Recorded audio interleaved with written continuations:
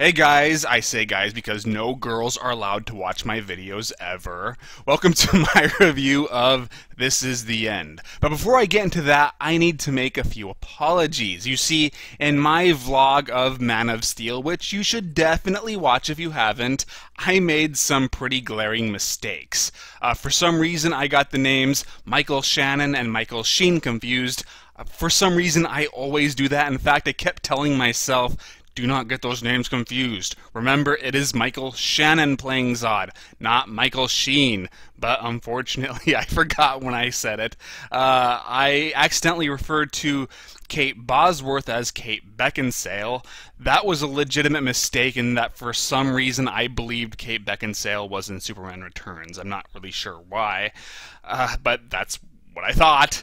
And I even state that Amy Adams was in The Wedding Crashers. That's not true either. I do not know why I thought that also. So I apologize for all of those mistakes. And just to clarify one thing, even though I was pretty negative in my review of Man of Steel, it's not that it was a bad movie in any way. I didn't think it was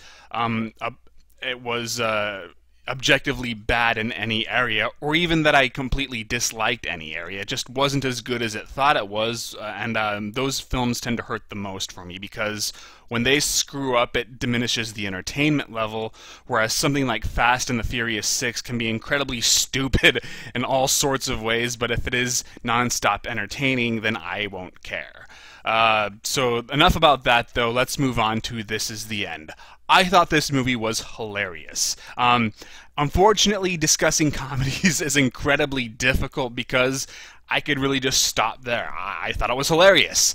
I guess I'll begin with the cast. Let me just get up IMDb because I can't remember a lot of the names. This is an ensemble piece. There is really no main character, but the closest one that came to it was Jay Baruchel. I don't know if I'm pronouncing his name right. I'm not even going to try. He's the guy from Tropic Thunder, and I'm not really a big fan of his, even though I don't hate him. Unfortunately, the badness of The Sorcerer's Apprentice outweighs the goodness of Tropic Thunder. So when I realized that he was going to be the closest thing to a protagonist, I felt despair. But luckily, he actually, I thought, played his role very well. And of course, they're all playing each other. He's supposed to be kind of the closest thing to a normal person of this group. He tries to avoid the Hollywood lifestyle, so in many ways he's more grounded and has a stronger moral center, or does he? Because in many ways he also is the character that develops the most. But they gave him a lot of material, so he wasn't boring compared to everybody else. Usually with these kinds of characters, when they're the straight guy, it means everybody else is going to be that much more funnier because they're going to be so much crazier and the humor is mostly going to bounce off of him. But no, I thought they gave him a lot of funny lines, a lot of amusing situations, and he did great. I was surprised at how well he pulled it off, and he wasn't given too much material to where it would diminish everybody else's ability to entertain too. So good job, Jay. And then I guess it would be Seth Rogen. I guess I like Seth Rogen. I'm not really annoyed that he tends to play the same character in every movie, but it seems like his movies are very wildly uneven. Like, he'll make a good one and then he'll make a bad one, and when he works, it's usually because the material was just that good and he just clicks in that role. But when he doesn't work, he just falls flat and it's kind of awkward and boring. But once again, here he's really funny because he has some of the more surprising moments, because this movie knows all of the cliches and conventions that come with these types of movies, and with Seth Rogen, it seems like his job was mainly to defy those. So when you expect him to react a certain way, he won't. But he won't oversell it either. Usually when he does something like this, he's surprisingly natural, so that made it even funnier to me. After that, I guess I'd say it's James Franco. Even though James Franco is a respectable dramatic actor, I actually prefer his more comedic roles. In fact, I'm going to probably offend a few people, but I'm going to say that I would much rather watch Your Highness than 127 Hours. 127 Hours was okay. I just thought it was kind of boring. I thought his performance in that movie was overrated. Whereas Your Highness is not a good film, but at least it's kind of amusing, and I never got bored while watching it. But I just think he has great comic timing. He's more or less playing his role from Pineapple Express if his character from Pineapple Express was James Franco. So yeah, there's a lot of very similar gags, a lot of standout golden moments where he's just hilarious. And so, as usual, I love him when he appears in a comedy, even if the comedy isn't very good. But this is a really good comedy, so great job. I guess then it's Craig Robinson. I've seen him in a few stuff, and for me, his best moments here is how he's kind of a pussy, but he looks the toughest out of all of them.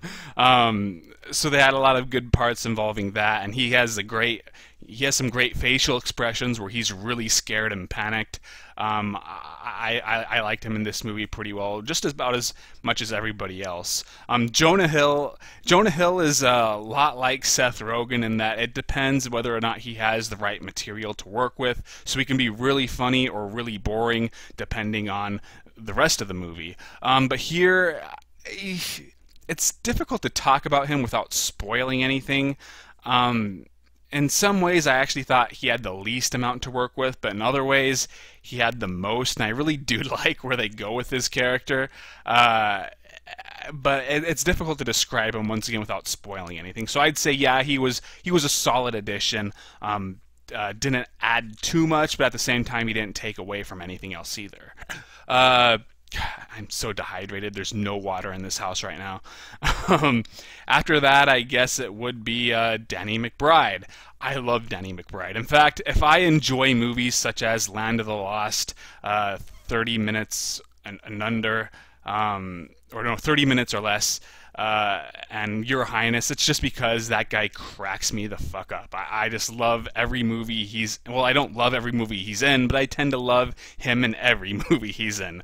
And this is no exception. He has a lot of great lines. He's not as prominent in the film as everybody else, but when he's there, he just steals every scene, in my opinion. I just think the guy is naturally hilarious, and he's more or less just playing your typical Danny McBride role. So if you like him, and if you like him in his other movies, even if you don't like the movies that he's in, you should appreciate him here. And there's a shitload of cameos too. Some standout ones include Emma Watson, and much to my surprise, Michael Cera. Now, I hate Michael Cera. I think he is a horrible actor who plays the same kind of role in each movie, even more so than guys like Jonah Hill and Seth Rogen. At least they could switch certain aspects up to where they can still be really entertaining, but it seemed like Michael Cera, he was cool in Superbad, and I guess in Juno. I haven't actually seen that movie, but he got a lot of positive reviews there.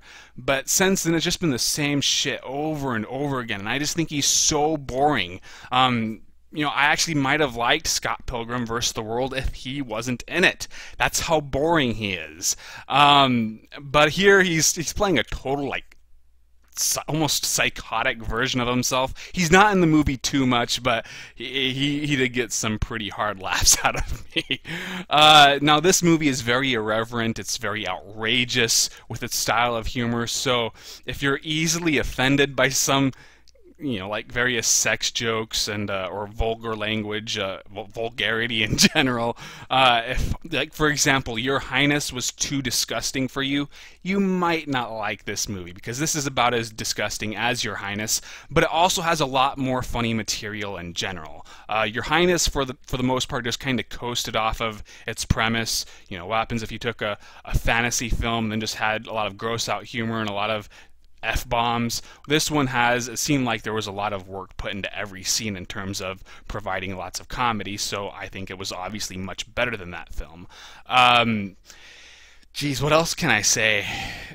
I just really liked it. I loved the parodies. I loved how they'd make fun of each other and themselves. I thought the cast had a lot of great chemistry. And that's really all I have to say. Considering it had a pretty low budget, some of the special effects were pretty awesome too. Like that big-ass beast in the end. It makes the monster from the Fellowship of the Ring, the Balrog, looked like a pussy in comparison. It kind of reminds you of that creature, but there's a lot more to it. And honestly, I can almost see that kind of design working in a serious film because it's almost kind of scary. But how it's played for laughs is just part of the comedy. But that's all I've got. Hopefully this review was enough. One thing with a lot of comedies is that, they're at their funniest the first time you see them. Once you see them again, they just don't hold up as well. For example, Ted, especially Ted, and 21 Jump Street, when I first saw those, I placed them on my top 12 favorite movies of, I think it was 2012. I loved them that much. Then when I saw them again, I thought they were still good, but I felt maybe I overreacted. So that might be the case here. I don't know. So don't go in with too high expectations. Think of a pretty good comedy. Expect that, and then hopefully you'll be pleasantly surprised if you loved it just as much as I did. And then if you don't like it, at least you won't be as disappointed. Because of course comedy is subjective, and I have to remind you that in every one of my videos because it is so important. There's definitely a lot of ad-libbing, it looked like, but it's, I don't know, I thought it worked. Compare that or contrast that to The Watch, which also had a pretty big all-star cast, including Jonah Hill, and that also felt like it was mostly ad-libbing, but it just didn't click. It felt like it was too desperate, too eager to laugh, but at the same time, it was kind of forced. This one, even though I do think that it wasn't as ad-libbed as The Watch, it just clicked more. I thought it was hilarious in every scene, and therefore I never was bored. But also keep in mind that it has a comedy narrative, so there are a lot of scenes that definitely go on a bit too long.